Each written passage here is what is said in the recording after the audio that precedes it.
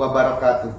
Alhamdulillahirabbil alamin wassalatu wassalamu ala asyrafil anbiya'i wal mursalin wa ala alihi wa sahbihi ajma'in.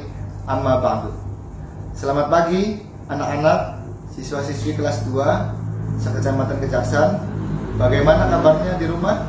Semoga selalu sehat, semangat, dan semoga selalu dalam lindungan Allah Subhanahu wa taala dari segala keburukan. Amin ya rabbal alamin. Kembali lagi dengan Bapak Muhammad Rafiq Rahman, Guru Pendidikan Agama Islam dan Budi Pekerti SDN Kebon Melati 1 Kota Cirebon, dalam program pembelajaran jarak jauh yang diselenggarakan Dinas Pendidikan Kota Cirebon bersama Forum Kelompok Kerja Guru Kecamatan Kejaksan di channel YouTube FKKG Kecamatan Kejaksan. Anak-anak yang Bapak sayangi, di masa pandemi ini Bapak dan Ibu guru selalu mengingatkan untuk melakukan dua hal, yaitu berdoa dan berusaha.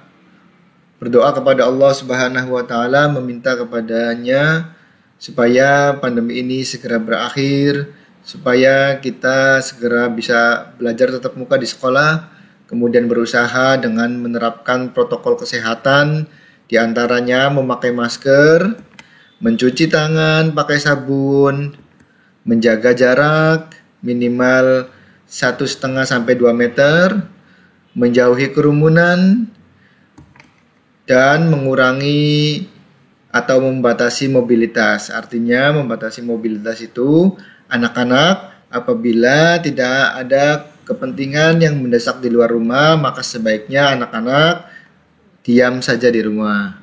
Ya. Itulah dua hal yang harus kita lakukan selama pandemi ini. Berdoa dan berusaha. Tetap semangat, jangan putus asa. Lakukan protokol kesehatan secara disiplin. Sebelum ke materi, silakan untuk mempersiapkan alat tulis dan sumber belajar terlebih dahulu. Alat tulis seperti pensil, pulpen, buku tulis, penghapus, tip X, kemudian sumber belajar seperti juz amma, buku paket, dan LKS.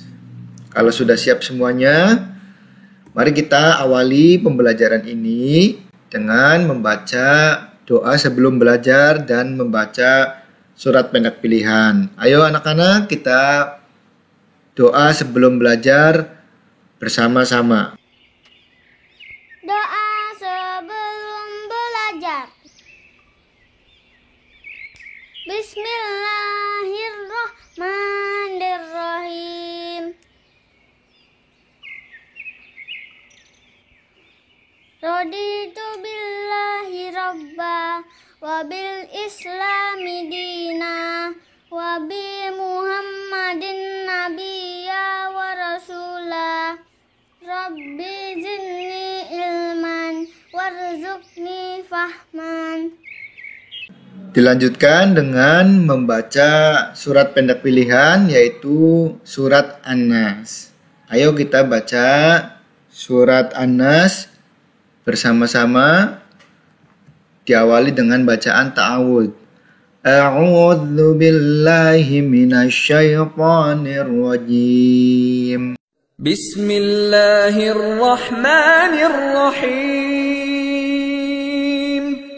Qul a'udzu birabbin nas, malikin nas, ilahin nas, min syarril waswasil khannas, alladzi yuwaswisu fi sudurin nas, minal jinnati wan nas. Shadaqallahul azim.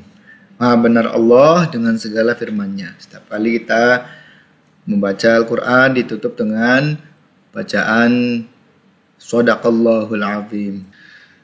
Anak-anak yang Bapak sayangi, siswa-siswi kelas 2, pada pertemuan kali ini Bapak akan menyampaikan materi masih surat An-Nas. Ya, anak-anak. Pembahasan yang akan disampaikan berkaitan dengan materi ini yaitu Asbabun Nuzul surat An-Nas, pesan-pesan surat An-Nas, melafalkan surat An-Nas, dan hafalan surat An-Nas. Pada pertemuan ini kita akan kembali mengulang materi melafalkan surat An-Nas dengan diperdalam materinya. Adapun tujuan pembelajarannya melalui tayangan gambar, video, audio, dan penjelasan guru, peserta didik dapat menyebutkan arti Quran surat An-Nas dengan benar, menyebutkan jumlah ayat Quran surat An-Nas dengan benar, menyebutkan tempat turunnya Quran surat An-Nas dengan benar, menjelaskan isi pokok Quran surat An-Nas dengan benar, menunjukkan pelafalan Quran surat An-Nas dengan baik dan benar, dan menunjukkan hafalan Quran surat An-Nas dengan baik dan benar. Pada pertemuan yang lalu, anak-anak, kita sudah membahas tentang pesan-pesan surat An-Nas dan sebagian materi dari melafalkan surat An-Nas. Pada pertemuan ini, kita akan memperdalam materi tentang melafalkan surat An-Nas. Ayo anak-anak, simak penjelasan Bapak. Dalam melafalkan surat An-Nas, yang perlu diketahui bahwa mempelajari Al-Quran hukumnya wajib. Mempelajari Al-Quran dengan membaca, mengetahui makna, dan mengamalkannya. Membaca Al-Quran adalah ibadah, anak-anak. Ya, membaca Al-Quran akan mendapatkan pahala dari Allah Subhanahu wa Ta'ala. Sudah Bapak sampaikan bahwa dalam membaca Al-Quran kita banyak menuai pahala. Satu huruf dari Al-Quran yaitu 10 kebaikan. Misalkan Alif Lam Mim terdiri dari 3 huruf, maka satu hurufnya 10 kebaikan, jadi 30 kebaikan, 3 huruf. Tentu dalam setiap ayat banyak sekali huruf, otomatis banyak pula pahala kebaikan yang kita dapatkan. Oleh karena itu, membaca Al-Quran ini harus menjadi ibadah yang selalu kita lakukan setiap hari. Sediakan waktu anak-anak untuk membaca Al-Quran, terserah saja, bisa setelah subuh ya, atau pada subuh, pada maghrib, sambil menunggu sholat isya, anak-anak baca Quran. Tidak apa-apa sedikit ya, misalkan anak-anak awal-awalnya mampu 1 lembar, misalkan ya, berarti 2 halaman. Yang penting dilakukan terus-menerus. Ibadah meskipun sedikit, tapi dilakukan terus-menerus, itu lebih Allah cintai daripada ibadah ya, misalkan membaca Al-Quran bulan Ramadan 1 hari 1 juz ya, kemudian lepas dari bulan Ramadan tidak baca Quran. Itu lebih Allah sukai yang sedikit tapi dilakukan secara terus-menerus. Itu ya. Kalau Al-Quran kita baca terus-menerus menjadi ibadah setiap hari yang kita lakukan, insya Allah pada hari kiamat Al-Quran akan memberikan syafaat kepada kita. Membaca Al-Quran harus memperhatikan makhraj, tanda baca, dan tajwid. Dalam membaca Al-Quran kita tidak boleh asal. Tentu ada hal-hal yang harus kita perhatikan. Hal-hal yang harus diperhatikan dalam melafalkan Al-Quran, di antaranya makhrajil huruf, tanda baca atau harokat, tajwid, dan tartil. Makhrajil huruf adalah tempat-tempat keluarnya huruf pada waktu huruf itu dibunyikan. Ada beberapa jenis makhrajil huruf, yaitu yang pertama asyafatain, di antara 2 bibir. Huruf apa? Yang di antara 2 bibir? Huruf fa, wawu, ba, dan mim. Kemudian halak, tenggorokan. Huruf apa saja? Hamzah dan ha. Kemudian Yang ketiga dari lisan. Huruf apa saja? Huruf Ad, Jim, Shin, dan Ya. Kemudian yang keempat, Al-Jauf dari rongga mulut. Contohnya huruf Alif. Kemudian yang kelima, Al-Khayshum dari pangkal hidung. Contohnya nun bertasydid, ya, Agunah, Ikhfa. Kemudian mim bertasydid, ya anak-anak. Itulah beberapa tempat keluarnya huruf atau makhrijul huruf. Kemudian yang harus diperhatikan dalam melafalkan Al-Quran. Selanjutnya tanda baca harokat. Tanda baca atau harokat diantaranya fathah, kasroh, doma, fathatain, kasrotain, domatain, sukun, dan tasydid, ya. Tanda baca inilah yang merubah bunyi. Misalkan huruf alif bisa berubah menjadi a karena ada tanda baca fathah. Bisa berubah menjadi i karena tanda baca kasroh. Bisa berubah menjadi u karena tanda baca doma. Bisa menjadi an karena tanda baca fathatain. Bisa menjadi in karena kasrotain.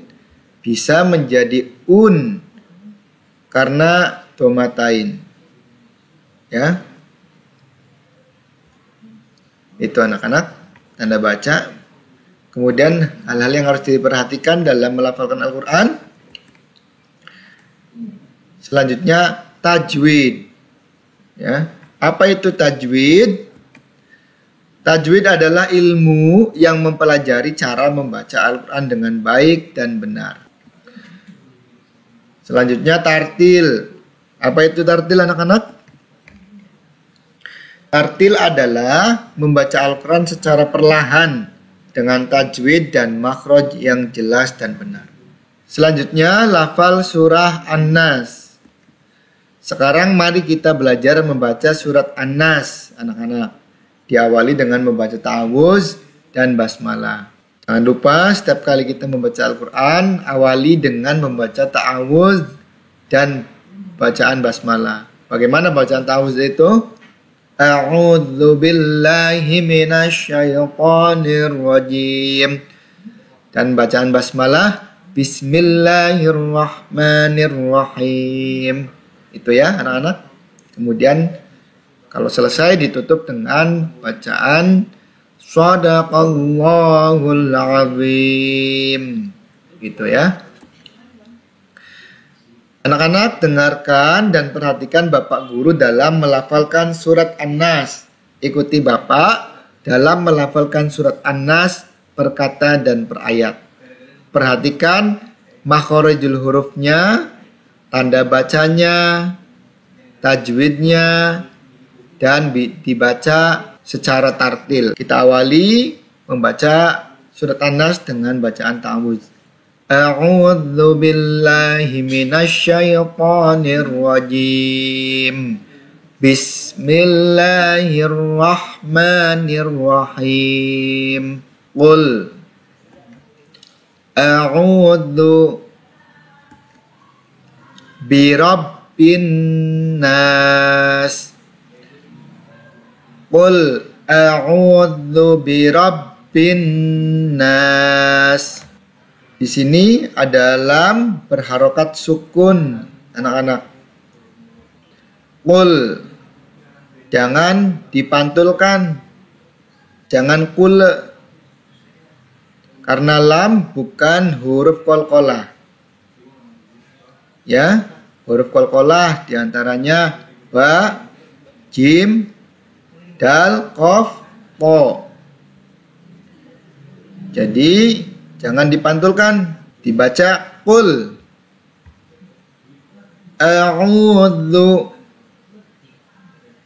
Ini ada tajwid. Ada hukum tajwid. Apa hukum tajwidnya? Mad tabi'i. Ya, dibaca panjang 2 harokat.